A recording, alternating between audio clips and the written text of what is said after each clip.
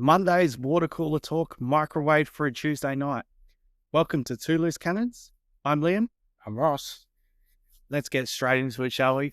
No easing up, no going easy on you. The burning question that's going around Two Loose Cannons Nation. So you heard the rumours. You know, that you nicked off to the South Pacific to look for the next knick-knack to solve Port's ruck crisis. Yeah, I did. Can you shoot those rumours down or confirm? No, I absolutely did. I visited a few islands in the South Pacific and unfortunately couldn't find anybody to replace Sweetie, so it looks like we'll be stuck with him for a little while longer. Was it a case of that they didn't want to come pull on the team? Well, it was black and white. It was a case of I couldn't offer him enough money or better colours. Better colours. Yeah, you reckon that's yeah. Look, the lifestyle over there is pretty good, so why would you come to and put up with half the stuff that goes on in the AFL when you could be sitting around? Yeah, it's a bit dangerous letting them around the willy roll. Yeah, well, it's not just the willy roll, is it? The world, is it? Yeah. So what about you? Well, I get back and I hear that Thilthorpe, this is from Jim, by the way. Jim tells me that Thilthorpe's taken out a restraining order against you because of the huge man crush you've got on. Is that true? Did Jim watch the showdown? Did he tell you? Did he watch the showdown? Well, he mentioned that he thought you were a little bit overboard with your critiquing of Thilthorpe and how good he was. Tell him to go back, switch the lights down, get his box of tissues. All right. And I'm sure he's listening. So watch that first half and tell me, am I overreacting? Best key forward performance of the long time. It was what, for one quarter, was it? No, one half. Oh, sorry, one half. I apologise. And what kept us in the game? Yeah. Because I'm sure you've seen it now. Well, I had to, didn't I? I didn't have much choice. So if you're going to be talking about it, I guess I had to sort of at least have a look. Yeah. But yeah, so. And it was every bit of what I said, wasn't it? Well, as I'm sure as a fan of the Power, I was kicking stones down the road, cans down the road after seeing it. But yeah. Good performance. Yeah, he was. He's a monster.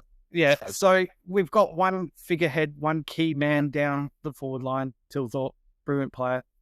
But is one of the so-called key cogs, Tex, ready to be put out to pasture. Now, the calls this week have come from his buddy Kane Corns, and he's ripped Tex ripped him a new one and said it's time to go. And I actually agree with him. I'm not of the opinion of some Crow supporters.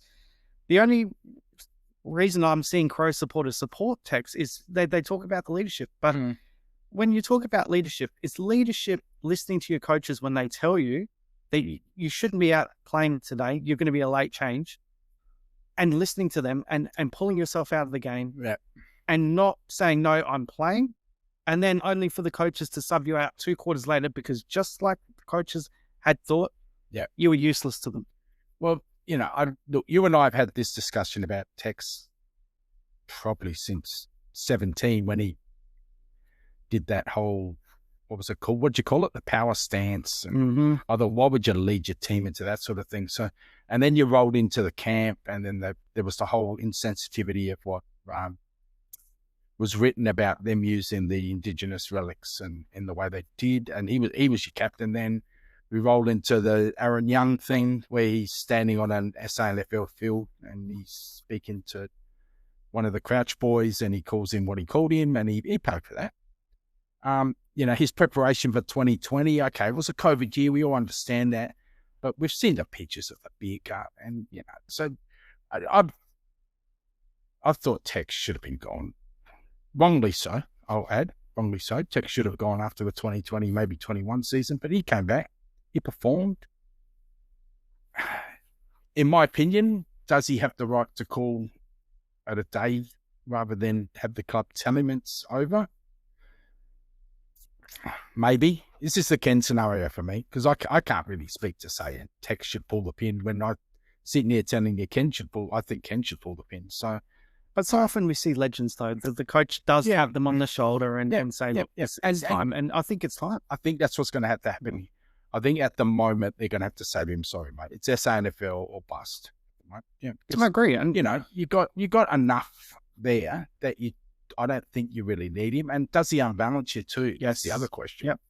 I said to you, well, we were watching, or not we were watching, but I was watching the Crows Collingwood game, and you guys were doing really well, and then they get stuck into Houston in that third quarter, and Tex rolls in with the fake, toughness, and he pushes Houston around. Now, I actually thought you'd go after Houston a bit more after what happened in the showdown last year, where he knocks, ranking out. So that didn't surprise me, but you had 5 to 7 of the worst minutes of that game after you got stuck into Houston. I don't know if that took your mind off what was going on, or it was just, there was poor kicking for goal, there were mistakes, there were handballs that were going at feet instead of, it's a hand. Kicks were going all over the place. We were spraying them. And yeah, he stayed in the game.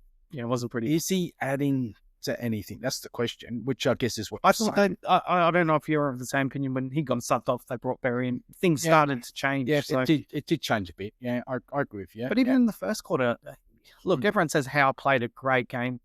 He did play a great game, but he was playing on a witch's hat, and that's Walker. Well, that's a bit harsh, but maybe agreeable. There was times where he just couldn't keep up, couldn't chop off. So you're looking at two things. Has the game gone past him? Or is he just now, because of Thilthorpe and, the others around him, is he now unbalanced by the fact that he's no longer that go-to man that you need to step up when you're down? Because that's where he thrived. Yeah, when you needed someone, he was the guy who... He was, but there was times even in his old Australian year where I had conversations with you about how he's great when everything comes to him on his terms. Yeah. The delivery is great, fantastic. He'll take the mark. He'll definitely kick the goal. But it's what he offers when the ball isn't around. He doesn't keep his man out of the play, doesn't have the legs to try and keep him out of the play. So I've got big problems that when things aren't going well, he's a number on the field, and nothing more. He's not adding anything. Yeah. So, and maybe that's what you need to do now. You need to sit him down. You need to go, hey, look, we need to see how this team. Maybe after the bye, once you buy, is it 12 or 13? Oh, we've got a really late buy. It's like 15. Okay, ridiculous. So maybe you've got from 10 until 12, 13, 14, 15 until the bye, where you can say to him, look, we really need to see how this side's going to progress without you in it. And if you go a little bit backwards and you feel like he's taking a key defender that is now going to, someone else because he's no longer in that side and you need him there for that balance, perhaps he comes back in. But if you start playing better, because like you said, when Berry came on, you started to play a lot better. Yep. Perhaps this is it. Because Texas, his last game. I know Kane Corns has been into the Crows for some time about too many forwards in the forward line. And I do agree. And that one extra forward is Walker. Yeah, you pull him out, you put an extra small or a medium in there and let them chase. Yeah. As it is, Neil Bullen has added enormous pressure for that forward line. So imagine adding another player that chases, rushes, tackles. Yeah. All of a sudden, that ball doesn't leave that forward line too often. Yeah. And perhaps they are keying in on the fact that Texas lost a step and he's not chasing as hard. And it's easier for his opponent to get off him. And, that makes it, like you say, it makes it a lot easier if they're rebounding.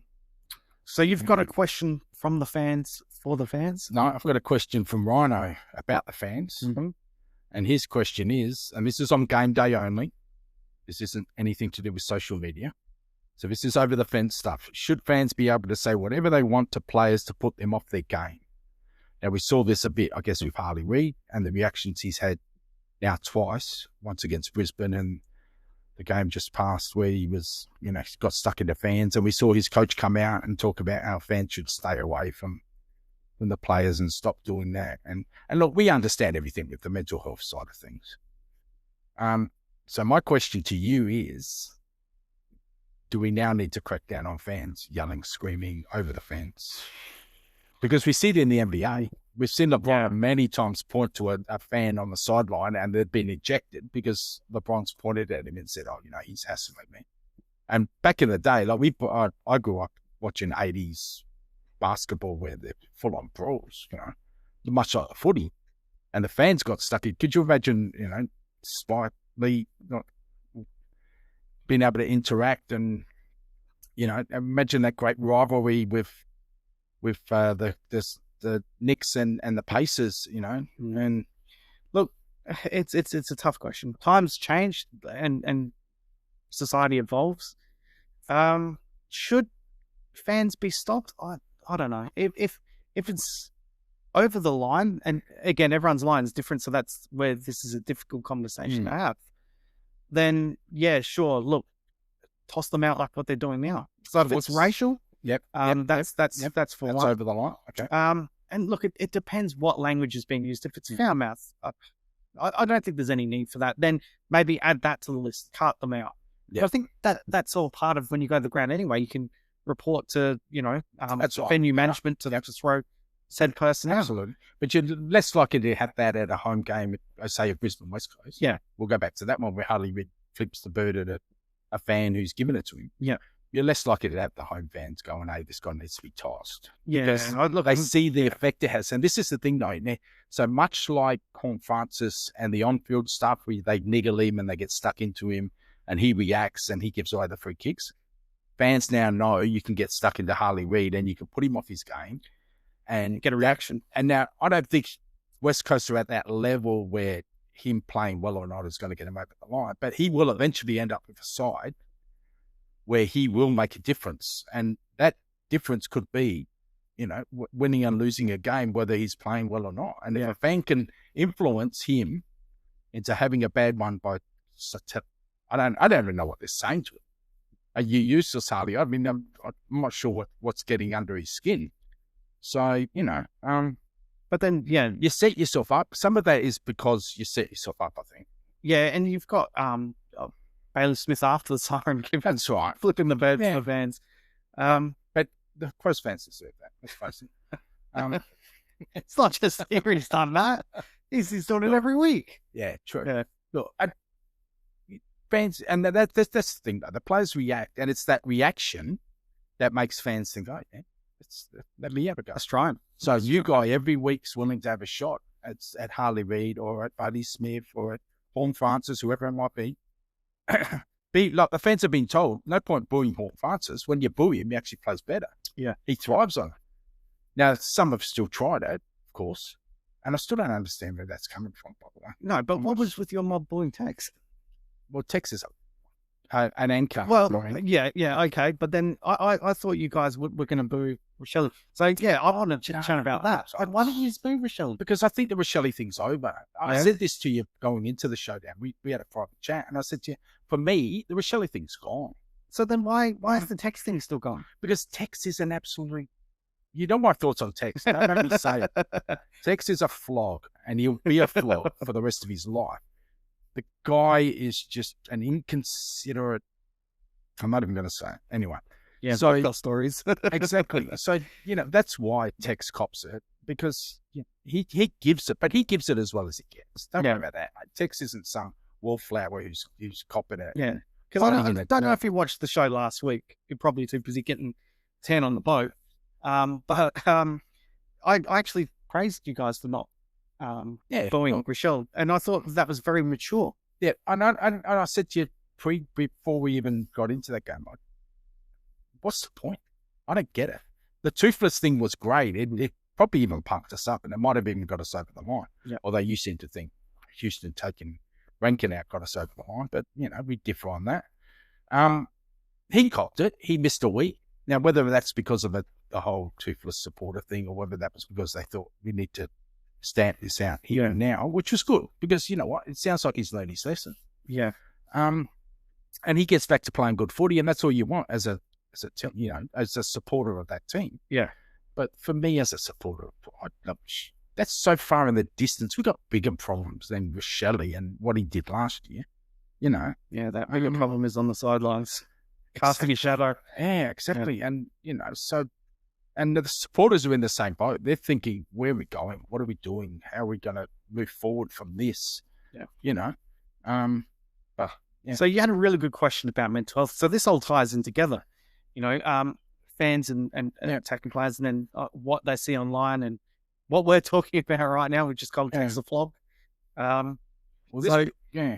This question came from Mama Bear, and it was, should the AFL have a mental health round?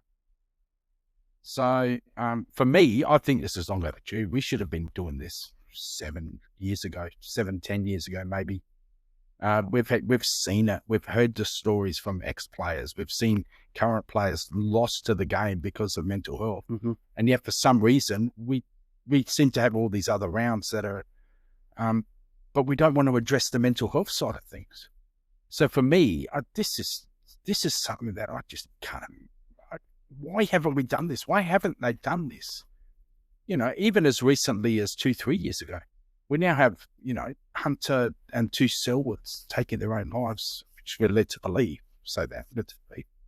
from the West Coast. And, the Selwood family must be going through so much at the moment. And we're still debating whether or not we should have a mental health week or mental health round.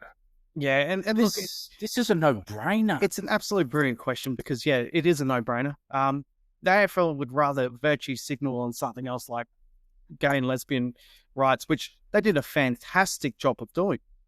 But you're 100% right. This affects every single player in the AFL because they're dealing with the crap every single week. And look, I don't know what happens behind the scenes, who they bring in to speak to players. I know they have a wide range of people that come speak to players and educate players, and hopefully they're doing something in that space. So we don't know what happens behind closed doors.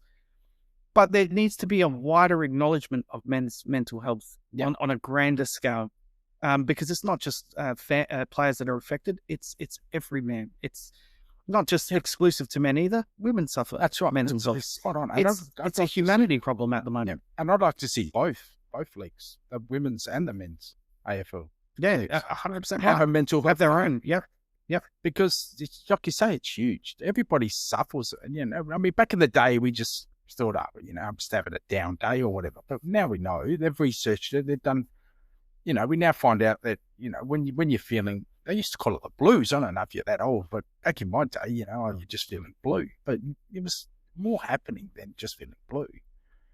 Right. So now I think, and mental health isn't just about how to cope with things. It's about how do you teach the supporters that it's not okay to jump on social media and rip someone because they missed a goal from 10 out in front. I don't think we're ever going to solve that problem. Well, you're not going to be able to solve it, but at least you might make someone think twice. Someone loses their $10 in a multi. Well, and that's true too. And they start talking about how your father should have done this, mother should have done that. Yeah. And they start calling you, family, all sorts of names. And, and it goes to the race and, of people. It goes to the sexual orientation of people. It's a whole range of things. Like we see this in the AFLW, where the players have been ridiculed because of their sexual orientation, or they might be carrying a little bit of extra weight, or they don't look like they should. You're not feminine enough. Like, what a load of crap. And look, this is a little bit of a question without notice because it's not on our run board up there. But I could see the AFL implementing a draft lottery system before they introduce a mental health round. After them seeing what happened over in America with Dallas with a 1.6% chance draft lottery win, and then part of that Luka Doncic deal, it looks very sus, doesn't it? Well, it does. And look, for years we've been talking about whether the lottery is what it is in the NBA. Do you think the AFL are rubbing their hands together, looking at the reaction it's got, and seeing that the NBA had pretty much got away with blue murder with this? I think it'd be absolute outrage if a Brisbane or a Collingwood or someone who's sitting at the top and has been at the top for many years at Geelong with only a whatever percent, so let's say 2% chance of winning the draft. So they'd have to fall outside the 8 for that to happen. Yeah. So like you're saying, after a period of success, drop down. Yeah. Like we had that year, I can't remember what year it was, but there was a year where Collingwood went from playing in a grand final, they pretty much finished with spoon, obviously get the number 1 pick, and then went back up the ladder again. Now, the only reason they dropped was because they had horrendous injuries that year. Most of their list was on the sideline, and that was why they dropped. It wasn't because they were a poor team. No, it's because, they'd had a lot of soft tissues and other injuries, impact injuries. And everybody knew as soon as those players came back, they were going to be fine. But they still got the first pick. Well, it might not have been the first pick. They might not have finished bottom. I can't remember where they actually finished. But, they went from, and then they had sustained finals Success. success. So these things will happen. I mean, realistically speaking, a 1% chance. I mean, what's the chance? Well, that is not. But we've also seen the Knicks go in with 16%, 14%, 12%, and still win it. I mean, there was a period there in the 90s where the Knicks seemed to be winning the lottery every second year because the NBA needed them to be successful because it was a huge market. But I mean, you have a look at sometimes when we get to trade week and the AFL have to do mediation between. Yeah. Could you imagine them going to a club and going, right, we can see you've got a top 10 pick. We've got the lottery system. We'll guarantee we'll manipulate it so that you get pick one if you allow this deal to go through. I can see that happening. Yeah, look, it's a different world over there in the US to here. I think there'd be absolute outrage if that happened here. But they just seem to think of it as, that's part of the draft lottery. It happens. I'm not saying it would happen straight away because I think for the first few years of it being implemented, it would be pretty much the first 3 bottom sides that get the number 1 pick. But I could see after a while, once they've introduced it, manipulating it. Yeah. And look, and that could very well happen. Who knows? I'd like to think that it was just pure luck, but it does sound, like you said, with the Doncic deal and what happened there, it does have a smell to it, definitely. It does. But, so while we're talking about bottom of the ladder, you might, again, I spoke last week about West Coast being a winless team for the rest of the season. I got up on the weekend. Still doesn't change my opinion. I still think they're the worst side in 20 years. So let me ask you, this is a question from me. Do you think West Coast is the worst team in 20 years? And also, do you think that they should be rewarded with an AFL assistance package, given that they have sabotaged themselves? Interesting question. Are they still with the first part? Are they the worst team? I don't know. I don't think so. I think there've been worse teams over the journey, but they certainly are the one team I think had the biggest fall from grace that I've seen in a long time. Self-inflicted? So, yeah, very much self-inflicted, I think, because they stuck with an old list. They backed in the players who got them to that, 18 grand final? Yep. Which loyalty is a great thing, and you can do that. And Simo obviously thought, well, these guys got me there. They deserve the chance to hang around as long as they want. But it did hurt the club, definitely. I think we've seen similar things happen at other clubs where I think Clarko, when he left Hawthorn, left them in a poor position.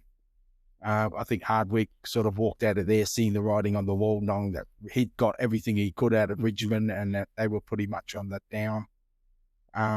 But they're doing their build. That's right. They're doing that, and they're young. That's spot on. And I was just about to say that. So they've actually gone back, and you look at Hawthorn, they've rebounded really well. And you know what? Given Richmond, so Richmond have gutted their list, brought in the youth, and you've got West Coast that are opposite and bringing in players of the likes of Liam Baker, Jack Graham. And look what's happening. Richmond are winning games. They beat West Coast last weekend. Yeah. Take your lick, West Coast. Take a punt, bring in the youth. But this is the Don Pike factor. I spoke about Don Pike last week. He hates you. Yeah, look, and you're back in what I guess you know what you're getting with players if they've been around. With established players, you know what you can get from them. The youth gives you the ups and downs of what we're seeing with teams like North and Richmond and others like Essendon. So I do understand, but you got to have that balance. There has to be that balance of youth, the 50 to 80 to 90 players, and then you have the guys who are I agree, senior. but didn't West Coast already have those older players in that? I mean, they did, but they had Jack Darling is going to North to play that role that West Coast need for themselves, and that's mental. But they had too many of the older players there. They absolutely did in the end. Yeah. They were also backing in players like Yo, who just were constantly on the sideline. So, so I'm going to throw another question at you. And again, question without notice. So hang on, just before you move on, do they deserve the assistance package? No, not at all. And are you of that thinking of because they won a flag in 2018? No, I'm of that thinking because this is self-inflicted. Yeah. This is not something that's happened. But also, I agree. It's self-inflicted, Yep. but also the fact that they've won a premiership recently. Yeah. And they've had a lot of success. Yep. The assistance packages, the priority picks for teams was sustained. But they are sustained now. You look at it, they pretty much went from their premiership to just falling in a hole. They are. And that's where the self-inflicted thing comes in. And they should be rewarded. This has been, what, a 5-year burn? Yeah. From probably 2020 to all the way through now. Yeah. Where they've just bottomed out and haven't been able to get out of there. Yep. So, you know, we're talking a sustained period. But do they deserve the... No, they don't deserve an assistance package. So then my question without notice was, Don Pike, did he ruin the Crows by not blooding youth, or was it the camp? That's interesting because under Pikey, you made the 17 grand final, obviously. The camp was looking for an edge. Let's face it. That's all that was. That was looking for an edge. Now, that was, I don't know whether it was poorly conceived, poorly run, poorly this, poorly that.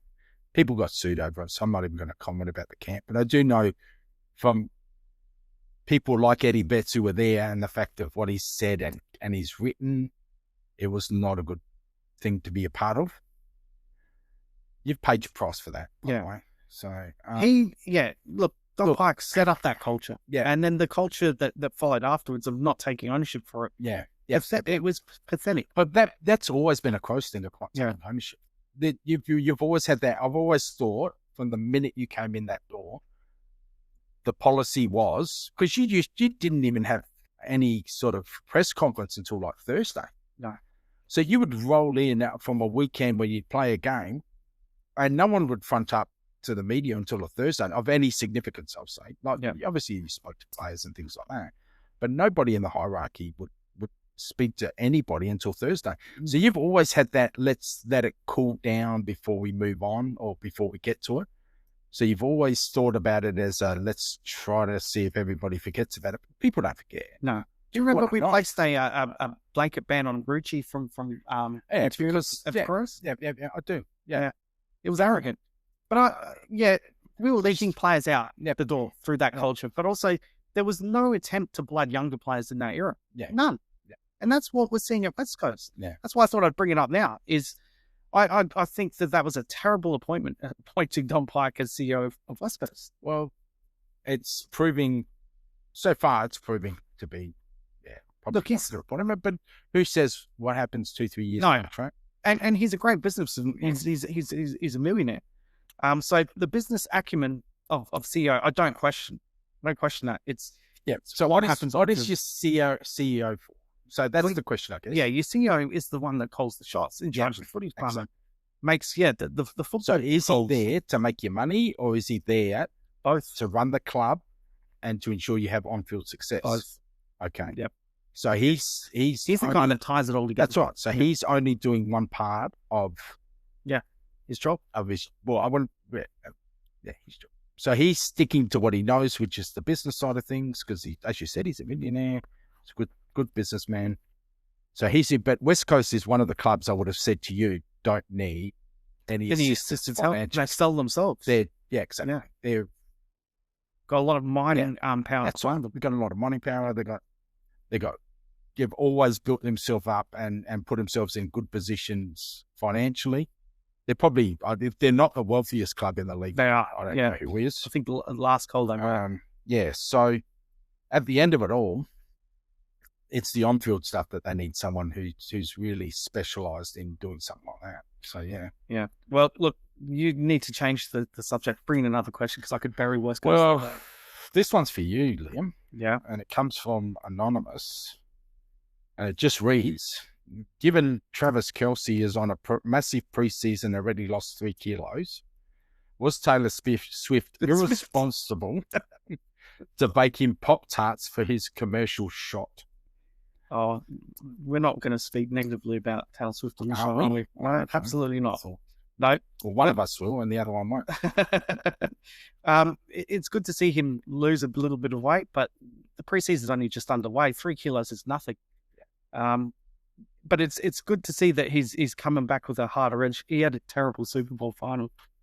Well, I don't think anybody had a good Super Bowl for the Chiefs. So, he wasn't alone there. No. And did he get sucked into subconsciously into everything that she is a superpower? Well, look, this is what season was 3. That was season 3, was it? That he just finished season 2, the second one that she's second. Yeah. Okay. So, and that was the first full season. There were stories, and sorry. Sorry. There was stories that she wanted him to actually retire at the end of this last season. Yeah. Now, I'm pretty sure had they gone out and won the Super Bowl, he would have definitely retired. I think he would have said, "Yeah, that's it, it's over." I don't think any of them wanted to end on that note. So he's going to do one more year, and if he was injured early, but they found a way to win, obviously.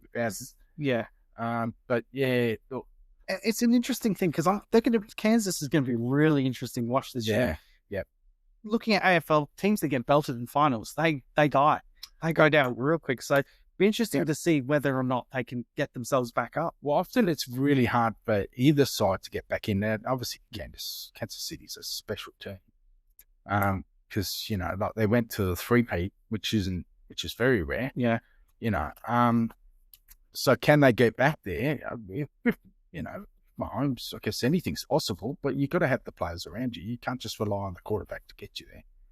And they'll need Kelsey. If they're hoping to make another push, they will need him. But how invested is he? I guess that's the question. How invested is he? Is he caught up in the hype? Is he wanting to live the good life now and go travel with her? Because she does a lot of traveling. She obviously goes to a lot of places and does her concerts and stuff like that. Well, it looks like he's come back committed, and you can't ask for that. And, I think he does want that fairy tale. I think he would have properly proposed to her if they had won the chip. Yeah, and he probably would have sailed off into the sunset. Yeah, true. So, he wants that fairy tale finish. And, for players like Mahomes, they want to cement their legacies, don't they? They don't want to... I don't think Mahomes has got anything more to prove. I think he's definitely a Hall of Famer without having to win another game. Yeah. There's no doubt about that. How great do you want to be? That's the question. That's it. How great? How hungry are they? That's right. And I think that loss, though, that put a bad taste in their mouths. No, definitely. Yeah. That was as bad as I've seen since 2007. And just their story this year is going to be fascinating to watch. I mean, booed. No, booed coming onto the field. So, and that's the effect. But is that the Taylor Swift effect? Is people sick of seeing her up in the owner's box? And the fact that because die-hard fans of the NFL want it to be about the game. They don't want it to be about some pop star who rolled in and is the girlfriend of a player. But I mean, the aim gets misplaced. Boo Fox, boo the broadcaster. They're the ones sticking her up on TV. She's just coming to support her boyfriend. Yeah, true. It's all these neckbeard, make America great again. Well, not, and hickeys. But it is about the focus, though. Because it should be about the game. Now, I find it funny. I don't know if you've seen the TikTok and the Instagram videos where the women go around and say, did you know that Taylor Swift's boyfriend plays for some NFL team? And they go, and the guys are just absolutely losing it. And I find them funny because you can see that they're just stirring them. Yeah, but the whole point is that anything that's taken away from the focus of the game, because that's all these guys care about is the game. But you see here, whenever we have a celebrity attend an AFL game, what do the broadcasters Of course they do, but that wasn't game in, game out, though. They stay at one game and then they go. But how's she different to Mahomes' missus? Well, I don't know, but I can't. I've seen Mahomes' missus, but I haven't seen her anywhere near as many times as I've seen Taylor Swift. So, no. But I mean, no one else is dating the world's greatest entertainer. Really? What's greatest? Oh, well, money backs that up. Viewing numbers back that up. Well, I guess so. And TV tells you the ratings go up when she's on the TV. People are tuning in just to see, is she there? And they know it. Yeah. So what does that mean when she disappears? Oh God! Yeah. People still tune in, but then they tune out quick when they discover she's not there. Yeah. So the game suffers, and that's why these busted on fans. What the NFL is hoping that Taylor Swift does is bring in these fans, and then they stay for the game. They're not staying for the game. Well, some of them are learning. They're not. I know a lot of people who, when I tell them I'm a rusted on NFL fan and I've been one since the 80s, they look at me like, I'm from Venus. Just think, how could you watch that? This is Australia, though. Exactly. But they do. But you'd be surprised how many people love the NFL. Yeah. Oh, there's a whole market for it. Exactly. So the game is the game. If you love sports and you love watching sports, then it's one of those that are out there that you can consume and, you can leave and come and go. It's not a market where you not watching is going to wreck it. No, but the thing with Swifties is whatever she does, they do. Yeah. So if that means that even after she leaves the game, they'll still continue watching if they find a love for the game. And they're an interesting supporter base in the fact that they can find a love through someone else and attach themselves like a barnacle and stay on. So that's all. I don't think Swifties fans are tuning in to games when she's not on. I don't. They're tuning in to see if she's there, though. That's right. But when she's gone, and they know she's gone because they follow everything she does and they know exactly where she is. So that's what Fox and the NFL are hoping, though, that they stay on. Yeah. Even if it's a portion, it's about growing the game. And so, look, we've gone way past the NFL has, I suggest to you, hundreds of millions of eyes on it. You don't think that they want more? Hundreds of millions. Yeah. Worldwide. And I doubt they want 10, 15, 20,000 Swiftie fans jumping up. And if they do, that's great. Absolutely, if they do, that's great. But they're not worried about numbers like that. It's like here, though. I think the viewership's the same in America, that it's predominantly men watching. So, of course it is. The AFL here brought up the women's game mainly to get women's involvement and also get the women's eyes on the male product. So, no different in America. They would be using this and hoping that he goes around for another couple of years so they can keep those eyes for a little while longer and grow and get those Swifties accustomed to the game so that they stay on after she leaves. Well, what they need to do is they need to facilitate a trade to somewhere else, to a bigger market in Kansas City, where they can get to a New York market or to an LA market where they can get hundreds of millions of eyes on the game and not just 20, 30. I agree, but because the NFL that's where it's at. The NBA and the AFL like to manipulate the competition. I don't think they do. But could you imagine Travis Kelce going to, I don't know, the Giants or the Jets or the Chargers? Well, let's put it this way. If they were here in Australia and playing for a big club or a South Australian or Western Australian club, you don't think that they would have shipped him up to Sydney like Franklin? Mm. To build the game? Yeah. Sure. But Kansas City didn't need someone up there to build the game. They had Mahomes. Yeah. I think we're losing the fact that by far, Mahomes outshines Kelce by without a doubt. 5-1. Without a doubt. So, But the fact that he's with Taylor Swift has made, Kels larger than life. I mean, you have a look at... totally irrelevant. Yeah, look at their new highest podcast. Yeah. What is it? Jason Kels, who's got more time on his hands now he's retired. 67 odd commercials he's in the United States. That's phenomenal. Yeah. So that doesn't come about. No, without her. You're spot on. They'd be popular. They'd have their market, but God, they're tuning in every day to hear, are they going to drop something about Taylor Swift? That's what they're hoping for. Possibly. And I think we've spent way too much time on this subject. But anyway, getting to the question, no. Not disrespectful. Absolutely good for the game. Good for the NFL. Good for him. 3 kilos is nothing.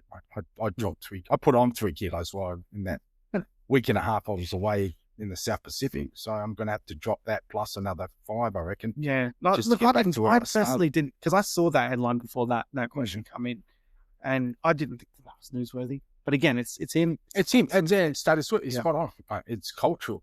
All right. Well, the other big news this week, FA Cup final. Yeah. Great to see someone outside of the big four winning it. So, congratulations to Crystal Palace. So the big talking point was Henderson. Now, if you hadn't seen it, the goalkeeper had a line ball call where he reached out, touched the ball, could have been sent off, couldn't have been sent off. So my question to you is, should Henderson been sent off in the final? Look, at first view, it was a touch and go. VAR looks at it and he's so close, but it looks like it's outside the box. So to me, I thought when they went and they looked at it, I thought that's a straight red. He's gone. They come back. They say, no, it's all right. Nothing to see here. They win at 1-0 and he saves a penalty. So, is this? You can't say they manipulated it because I'm sure the EPL would have preferred Chelsea to win it. You mean Man City? Man City, yeah. Man City to win it than Crystal Palace. But I've seen so many VAR decisions of offside where they're almost millimeters in it, and they've called it offside where it's, if you're going to let something like that, Henderson touching the ball, from my opinion, outside the box, then let some of this other stuff that's, like I say, you're talking half a centimetre offside, just play the game and let's get on with it. Or don't have it at all if you're not going to make the right decision. The problem is it's still human error. You've still got someone looking at the video and making a determination about whether or not it is or isn't. Yeah.